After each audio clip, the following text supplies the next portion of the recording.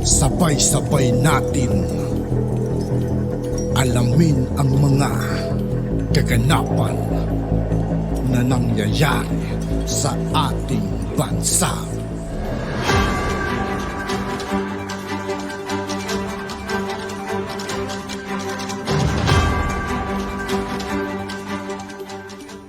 Yo, what's up mga kaibigan? This is I2K po again. Ngayon nandito ulit tayo sa channel ni Pinas Viral News. Dito ulit tayo magbibigay ng komento at reaksyon. Kaya samahan nyo ako guys. Let's go! Nakakagulat, kagaspangan ng ugali ni First Lady Liza Araneta Marcos na saksihan di umano mismo ng isa sa kilalang controversial na abogado na walang iba kundi si Atty. Glenn Chong. Ayon pa sa kanyang pagsasalaysay, nang makapanayam siya ni Maharlika ay nakita niya mismo kung paano nito sakalin ang head ng nangangasiwa ng koneksyon ng internet kung saan may conference ang First Lady sa isang Indian national. Dahil biglang nawala ang internet, ibinisto din ito na sa isang okasyon ay sinuntok din ni First Lady Liza Araneta Marcos si Pangulong Bongbong Marcos sa mata dahil sa kanyang galit sa asawa. Pero bago ang lahat mga kababayan, kung bago ka pa lamang sa channel namin ay huwag mong kalimutang mag-subscribe at pakiclick na din ang notification bell para mas maging updated ka pa lalo sa lahat pa ng mga bagong videos na i-upload namin. At yun na nga mga kababayan, matatandaan na kaliwat kanan na ang kontrobersiya na kinasasangkutan ni First Lady Liza Araneta Marcos simula nang maupo ang asawa nito sa Malacanang. Dahil ayon pa sa nasabing balita ay siya naman daw talaga ang nagdidesisyon para sa bansa dahil malinaw na under desire si Pangulong Bongbong Marcos at bangag pa ito sa pinagbabawal na gamot. Matapos nga lumabas ang balitang ito ay umani agad ng samut-saring komento mula sa marami sa ating mga kababayan kung saan ay marami nga sa kanila ngayon ang hindi napigilan ng kanilang sarili na maglabas ng kanilang hinaing at komento sa mundo ng social media. And the netizen posted sa mga Marcos, magandang hangarin. Ito lang ang asawang Liza at Romualdez. Sila ang dapat alisin kung hindi kakasuhan o ikukulong dahil dalawang demonyo ikasira ng mga Marcos. Bakit ba puro na lang daldalan siraan? Mag-rally naman bitin. Sana ang ingay ng bibig sundan ng aksyon at ang rally ay tuloy-tuloy hanggang sa tumalsik lahat ng kawatan sa gobyerno para ang haharapin na lang natin ay problema sa terorista at WPS. Kung ang lahat ng pledge of investment ng mga bansang pinuntahan ni BBM ay natuloy or nagmaterialize, siguro wala ng space na pagtatayuan ng mga office building at warehouses yung mga bagong investors. You are right po. Biyahe-biyahe pa more BBM. Nalampasan na si FBR. Pledge pa more. The point is, di ba yan subject to their government approval and the credibility of the receiving country with their corrupt peace and order, stability of that country. Alam ninyo, kaya yan matapang dahil hindi kayo lalaban sa kanya dahil babae siya at asawa siya ng presidente ng Pilipinas. Pero kung pareho kayo, ang kalagayan hindi man yan matapang. Palagay ko hindi siya uubra kay Vice President natin.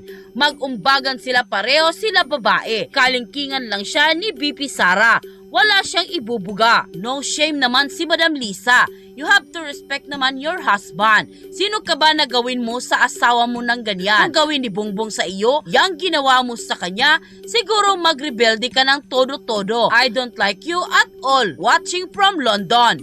End quote. Sinuntok ni Liza, si Bongbong Marcos, di umanong Pangulo ng Pilipinas, sinuntok mo sa mata. Sino nagkwento sa akin? Si Ivan Uy, Secretary ng DICT. Sinuntok ni Liza, si Bongbong Marcos sa mata. What does it mean by to be righteous indignation? There's a difference kung ang motibo ko ay personal, di ba? Yes. For example, ininsulto ako ni Liza Marcos. Sasabi ko, sasampalin kita. That is not righteous indignation. Kasi personal yan eh. Pero pag sinabi mo righteous indignation, yung anger mo, yung galit mo, nagmula sa isang action ng isang tao, denoting profound moral lapses. Profound moral lapses. It's profound. Kayong lapse niya, yung pakikipag-meeting sa Smartmatic, sinabi ko, hinabol niya ang Smartmatic 3 beses. Nakipag-usap siya sa may-ari ng Smartmatic. And then, nanalo ang kanyang anak, nanalo ang kanyang asawa, and then tingnan mo yung ebidensya nila General Rio, yung TN Rio. Minipula. It appears, strongly appears, na minipula yung election results. So, nagtugma yung pag-aamin ni Liza Marcos sa akin at yung extraneous evidence mula sa Commission on Elections. Yes. So, tapos ito na, that's the basis of my righteous anger. Kasi pinipilit nila ako na i-sideline. O, i-sideline para hindi lumabas. O, di ba? Para hindi lumabas. Nililimit nila ako sa social media. Hindi minimension na-mention yung issue ko Yeah. sa kanya sa mainstream Hindi, kasi payat hindi. niya. Tapos kinakasuhan niya ako sa IBP every time mag-speech ako kasi sabi ko, di ba, pangalawa na yun eh. Mhm. Pag speech ko sa Davao, kinasuhan ako. Pag speech ko sa Cebu, kinasuhan ako. It's a naked attempt, it's a brazen attempt to stop me from talking. This is a public issue. Kaya nga, this is righteous indignation. That's the context na sinabi ko yun. Hindi pang babastos yan. That's a righteous indignation and there's no better example than Jesus Christ himself. Pinik up ng mainstream media yung pagtatanggol ni Garin kay Lisa Ahas. Pero dito sa article, sinasabi ng mainstream media na ito exactly na Chong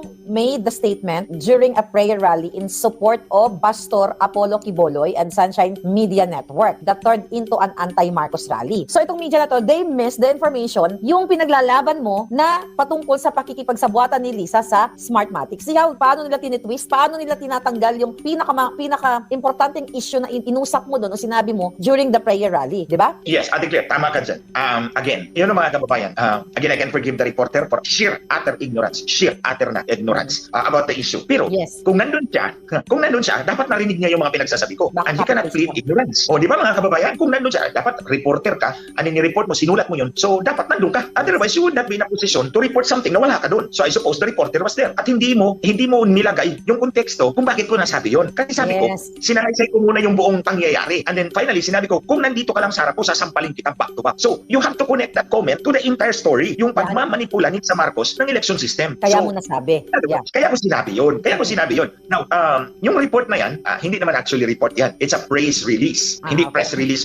Praise release. Praise release, pinipraise. Oh, Pinipraise praise sila. release kay Lisa Marcos. Oo. Yeah. So, syempre, we cannot expect na ilalagay nila yung konteksto. But the point is, inilabas nyo yan, sasagutin namin. Ngayon, don't tell me, hindi nyo pa rin i-report na ito yung konteksto pala ni Glenn Chong in the interest of fairness. Labato natin sa kanila. In the interest of fairness. Sabi ninyo, kayo mga journalist, for fair reporting. Sige, i-report ninyo. Kaya pala sinabi ni Glenn Chong na sasampalit niya si Lisa Marcos dahil minamanipula yung election system at minanipula yung government institutions para maiupo niya yung kanyang asawa doon sa protesta in 2019, specifically September 2019. Malapit na tayo, Lisa. Kunti na lang yung facts. Nagulang. Malapit na tayo doon. So you see, mga kababayan, for one who is a witness to all this manipulation, when minanipula mo yung election system, ikaw na mismo nagsabi sa akin, Lisa Marcos, minanipula mo yung, di ko lang muna pangalanan, yung government institution na yan. Yeah. Minanipula mo para lang maiupo mo si Bongbong Marcos as Vice President at the time in September 2019. Malapit na talaga tayo, Lisa. Sabi ko sa iyo, don't cross the red line. Aabot tayo dyan. Si Lisa Marcos kasi is fan of the underdog. Yung tema ng kampanya ni Bongbong Marcos, underdog. Yung paawa effect ba? Yung paawa effect as in malinis ang budhi nila. Okay? So ganito, mga kababayan, tingnan niyo ang katayuan ni Lisa Marcos, babae siya. Ginamit nila yon because the weaker sex is ang babae. Kaya nga ang pinili ko na kataga, remember, that's Sampal. very calculated. Yeah. Ang pinili ko, sampal, hindi suntok. Kasi kung lalaki ka, Lisa, sinuntok na kita. Oo. Sinuntok na kita. Hindi ako nagmamayabang. Nabubuhat ko yung, 40 kilos, 20 kilos, 20 kilos, 100 kilos. Wow. Nabubuhat ko yung 100 kilos. Siguro pag natamaan ka, pasang kang bungo mo. So hindi ko ginamit yung kataga na yung sampal kasi babae ka. But nevertheless, even if you are babae, hindi ka naman babae kung umasta eh. Sinuntok mo ang di umano, sinabi ko di umano ha, kasi hindi talaga ako bilib na si Marcos ang totoong nanalo, pero dinagdagan ng boto, hindi na yung katanggap-tanggap na resulta. So, di umanong Pangulo ng Pilipinas, sinuntok mo sa mata. Sige, lubusin na natin. Sino nagkwento sa akin? Si Ivan Uy, secretary ng DICT. Now, I alam remember ko na. very well. Alam nyo na, ako ang Ayan, Lisa, nagsumbong alam kay mo na. Ate Claire. Ako ang nagsumbong kay Ate Claire about that. Nag-meeting kami sa Wolfgang Steakhouse, dito sa Ortigas, dyan sa podium. Si Ivan Uy ang nagsabi sa akin, secretary ng DICT, sinuntok ni Lisa si Bongbong Marcos sa mata. Sabi ko, nasaan ka? Nasa harap ko. Tapos tawa-tawa pa siya. Remember, Lisa, tumatawa-tawa pa si Ivan Uy sa'yo. Sa kalagayan ninyo. So, nakikita mo, babae, pero kung umasta, daig pa ang lalaki. Ito pa. Nung nag-meeting tayo, Lisa, doon sa Cybergate Plaza, kasagsagan ng kampanya, nung nag-present yung Indian, I don't know kung bakit mga foreigner talagang mga kinukuha mo. Labag yan sa election code. Election code, Hindi yeah. dapat makikialam ang mga foreigner. Meron kang tatlong kinuha na Bulgarian, Greek, at Romanian. Parang na-meet ko yung iba doon eh. Doon nung may Yung tatlo. Nandun yun sa headquarters mo.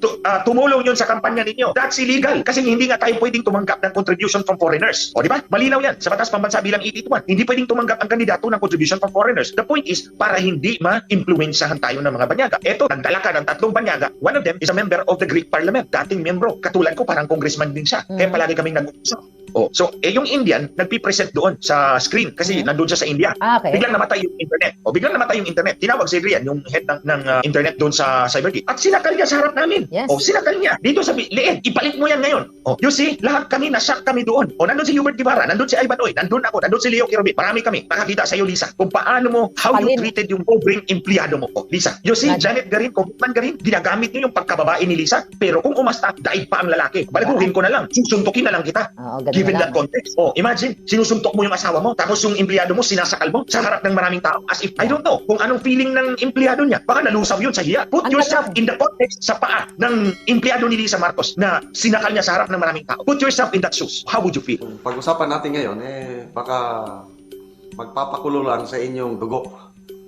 Kaya dito sa headline news ng Manila Standard, ito po ang title.